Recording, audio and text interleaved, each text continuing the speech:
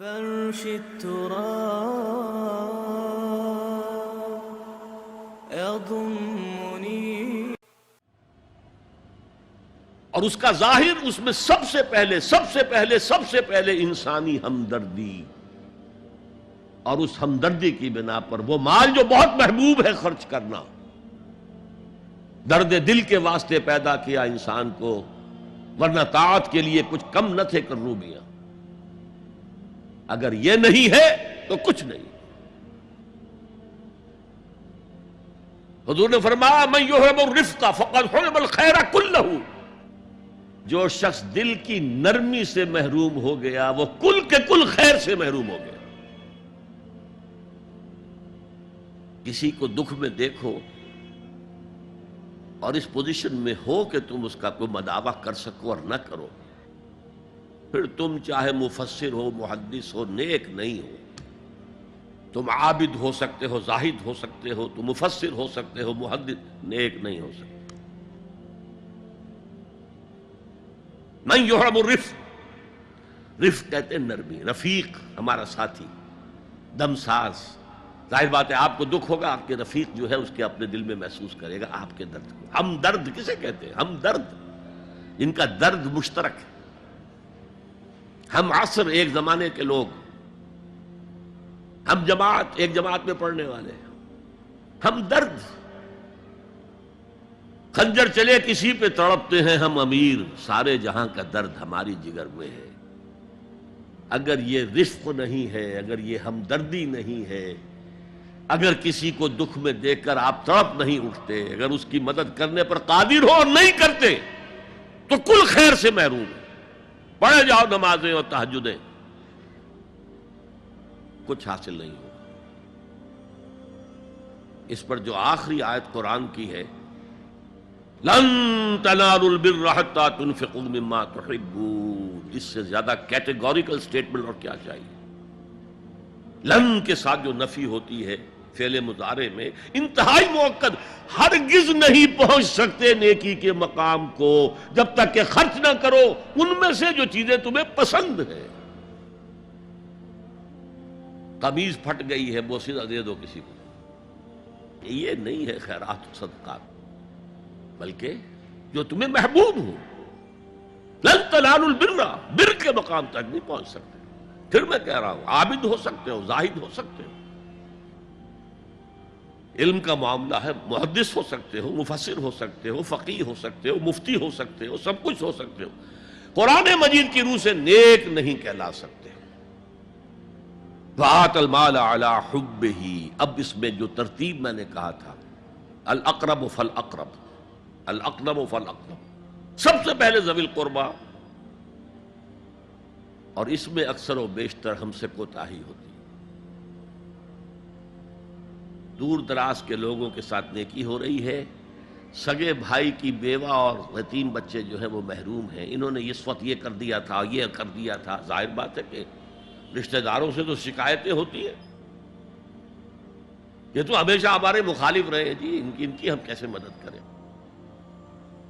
اگر تو اللہ کے لیے دینا ہے تو پہلا حق ان کا ہے. من احب للہ وابغض للہ واعطى للہ ومنع للہ، اللہ کے لیے دیا ہے اگر تو اپنے اس نفس کے جو انتقام کا جذبہ ہے اس کو کچلو، اور جس کا سب سے پہلا حق ہے اس کو پہنچاؤ. حق بحقدار رسید، ذوی القربى والیتامى، جو بے سہارا رہ گئے، باپ کا سایہ نہ رہا، والمساکین. مساکین کسے کہتے ہیں؟ مسکنت کہتے ہیں کم ہمتی. آپ کو معلوم ہے آج کل ایک مرض کہلاتا ہے نیورستھینیا. آدمی دیکھنے میں ہٹا کٹا ہے، صحت مند ہے، لیکن اندر سے اس کی کوئی ہمت ایسے جواب دے گئی ہے کچھ کر ہی نہیں سکتا. وہ ہے مسکین. اسی لیے جو فرمایا گیا یہودیوں کے لیے ضربت علیہم الذلۃ والمسکنہ، ذلت کے معنی بھی کمزوری، اور مسکنت کم ہمتی، ہمت ختم ہو گئی. تو جو اپنے پاؤں پر نہیں کھڑا رہ سکتا اس وجہ سے کہ اس میں وہ ہمت کم ہو گئی ہے، وہ بھی مستحق ہے. وابن السبیل، اور مسافر. پرانے زمانے میں آپ کو معلوم ہے نہ سرائیں تھیں، نہ کچھ اور تھا، نہ ہوٹل تھے. پھر اگر کہیں راستے میں چوری ہو گئی، ڈاکہ پڑ گیا، تو آدمی جو ہے گھر میں خود ہے، کفیل ہے، اچھا ہے. اس وقت کی حالت ایسی ہو گئی. ہمارے ہاں بیگرز نے اسی کو ایک بہت بڑا بہانہ بنایا ہوا، جی میں آیا تھا وہاں سے اور یہاں سے اور میری جیب کٹ گئی، سب کچھ چلا گیا، اب مجھے واپس جانے کے لیے کرایہ چاہیے. اکثر و بیشتر جھوٹے کیسز ہوتے ہیں. اگر آپ کسی کو پکڑ لیں اور ساتھ لے کر کہیں تحقیق کراؤ تو وہ بھاگ جائے گا، پھر نہیں آئے گا اس مسجد میں. لیکن یہ کہ ابن السبیل یہ بھی ایک کھاتا ہے. والسائلین یہ ذرا تفصیل طلب معاملہ ہے. اسلام کی تعلیم بڑی متوازن ہے. ایک طرف سوال کی مذمت ہے، مت اپنا دستے سوال دراز کرو کسی کے سامنے. جو شخص ہاتھ پھیلاتا ہے مانگنے کے لیے، وہ اپنی عزت نفس کو ہتھیلی پر رکھ کر آپ کے سامنے پیش کر رہا ہے، اور آپ ٹھوکر مار دیتے ہیں اس کی عزت نفس کو. مانگو اللہ سے. اللہ کسی کے دل میں ڈالے تمہاری ضرورت پوری کر سکتا ہے، بغیر اس کے کہ تم کسی کے سامنے دستے سوال دراز کرو. تو سخت مذمت ہے. اور خاص طور پر بیگری جو ایک انسٹیٹیوشن بن گیا ہے، ایک پیشہ بن گیا ہے، وہ تو اسلام کی تعلیمات کے منافی ہے. اور جس طرح کی ہم خیرات بانٹتے ہیں، 5 روپے کا نوٹ دے رہے ہیں مانگنے والوں کو مسجدوں کے باہر، سمجھ رہے ہیں ہم نے حاتم طائی کی خبر کو لات مار دی، حالانکہ حقیقت میں آپ انسٹیٹیوشن آف بیگری کو سپورٹ کر رہے ہیں. کسی ایک کو لے لو، آؤ چلو مجھے اپنا گھر دکھاؤ، مجھے بتاؤ تم واقعی اس قابل ہو یا نہیں ہو، اور پھر اس کی مدد کریں، لمسم کریں. پھر وہ 5 روپے نہیں ایسی دیں کہ وہ کچھ اپنے پاؤں پر کھڑا ہو سکے. میں نے 1 روپیہ نہیں کہا آج کہ 1 روپیہ تو اب کوئی شے نہیں رہی، لیکن یہ کہ 5 روپے کا نوٹ بھی آپ نے تقسیم کرنے شروع کر دیے، یہ کیا ہے؟ والسائلین وفی الرقاب. لیکن دوسری طرف سائل کو جھڑکنا نہیں ہے. اما السائل فلا تنہر، جھڑکو نہیں. اچھا بھائی نہیں، معاف کرو میرے پاس اس وقت آپ کی مدد کے لیے کچھ نہیں ہے، میں کچھ نہیں کر سکتا. تو ان دونوں کے درمیان اصل میں معاملہ ہونا چاہیے. بلکہ یہاں تک بھی فرمایا سائل کو ضرور دو، چاہے وہ گھوڑے پر سوار ہو کر تمہارے دروازے پہ آیا. کیا پتا اس کی واقعی الجھن کیا ہے. تو سوال کی مذمت اور سائل کو جھڑکنے کی ممانعت. حتی الامکان خالی ہاتھ نہ لوٹاؤ. اس نے اپنی عزت نفس اپنی ہتھیلی پر رکھ کر تمہاری سامنے پیش کر دیا، اسے ٹھوکر نہ مارو.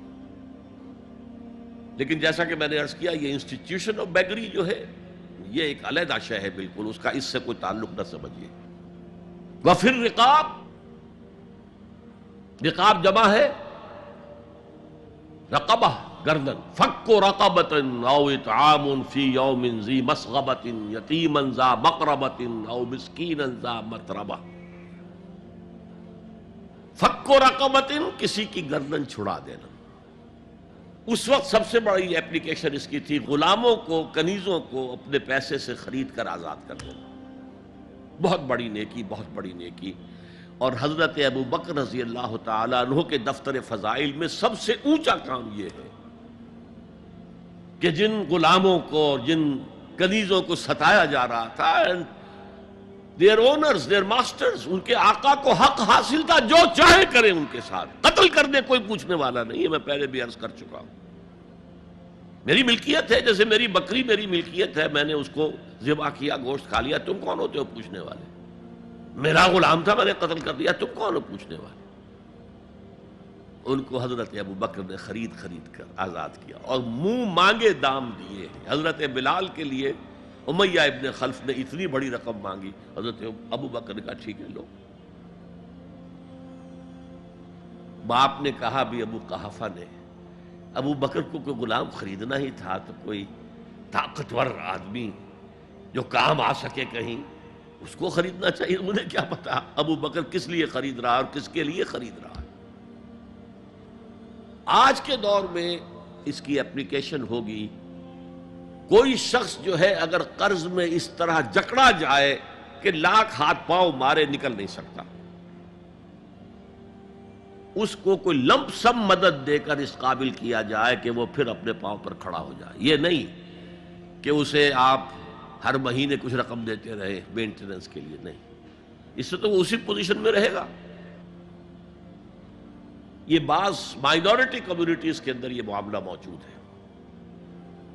کوئی بھائی اگر گر گیا ہے کاروبار میں تو اس کی پھر ایسی مدد کی جائے کہ وہ پھر آپ کی صف میں آ کر کھڑا ہو جائے. Respectable members of your community وہ اس شکل میں پہنچ جائے. یہ بھی فک و رقبۃ اس کی ذیل میں آج کل آئے گا.